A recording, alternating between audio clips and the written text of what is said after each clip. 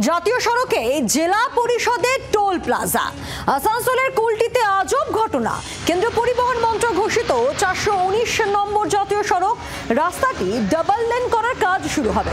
জাতীয় সড়কে toll plaza নিলাম ডাকলেও পশ্চিম বর্ধমান জেলা পরিষদ 10 জুন জেলা পরিষদকে চিঠি NHAI এর 419 নম্বর জাতীয় সড়কের কাজ না করার কথা উল্লেখ চিঠিতে।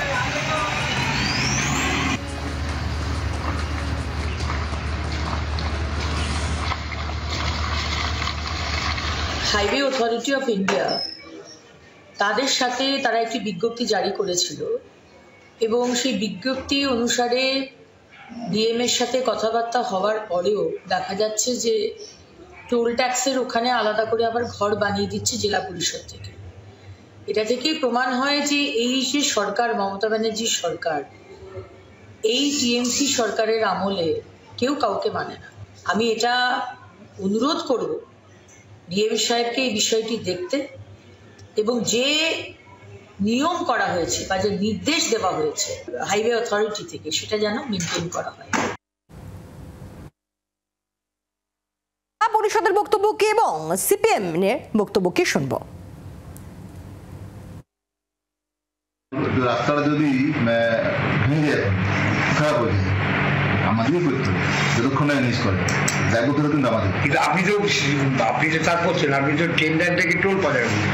আমরা যেমন টোলটা চালাবো তেমনি রাস্তা খারাপ, রাস্তার কাজটা আমরা করবো, মানুষের পরিষেবা দিতে আমাদের। এনএইচ আজকে এখন তো হচ্ছে না, যখন তখন এনএইচের দায়িত্ব, এনএইচ কিন্তু এখন দায়িত্ব নেবে না। এখন যদি রাস্তা খারাপ হয়ে যায় এনএইচ কিন্তু করবে না, করতে আমাদেরকে।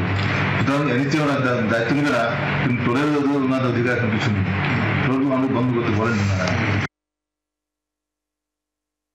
দুটো প্রশ্ন। এক, রাজ্য সরকার কেন্দ্রীয় সরকারের মধ্যে সমন্বয়ের কোনো অভাব থাকতে পারে এবং রাজ্য সরকারের সঙ্গে জেলা পরিষদেরও সমন্বয়ের কোনো অভাব থাকতে পারে।